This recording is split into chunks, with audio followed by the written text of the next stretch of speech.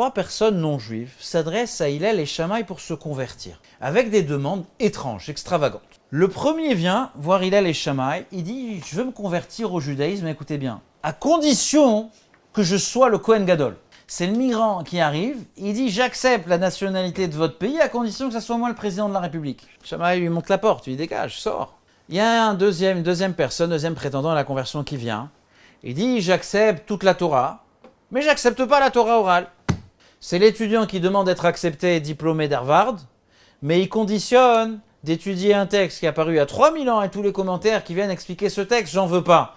Diplômez-moi juste avec le texte d'origine. Shammai lui dit, allez, dehors. Le troisième vient, il dit à Hillel et Shammai, enseigne-moi la Torah sur un pied. Quelqu'un vient en fac de médecine, il demande au doyen, je vais être médecin en 45 secondes. Qu'est-ce que va lui dire le doyen? Il va appuyer sur un bouton pour appeler la sécurité.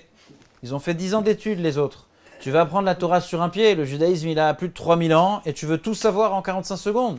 Allez dehors. Shammai renvoie les 3.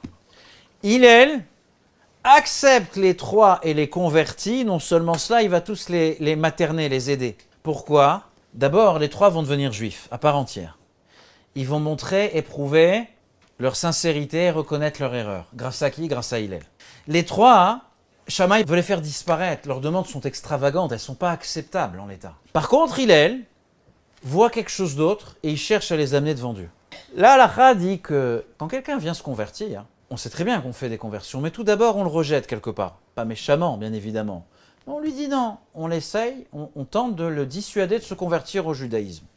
S'il insiste, on va finir par l'accepter. Vous n'êtes jamais demandé dans cette histoire-là, le gars qui arrive sur un pied, pourquoi Hillel ne respecte pas cette halakha?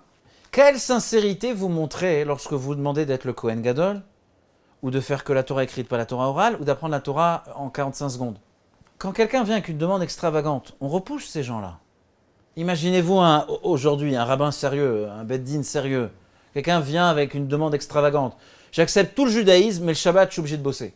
Hillel HaZaken observe ces personnes et découvre que derrière ces demandes extravagantes, ce n'est pas des personnes extravagantes qui existent là.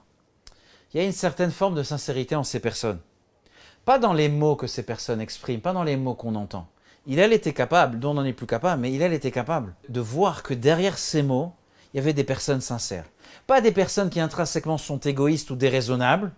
Il voit chez eux une certaine forme d'ignorance, d'illusion, d'incertitude, mais il voit surtout une vraie sincérité.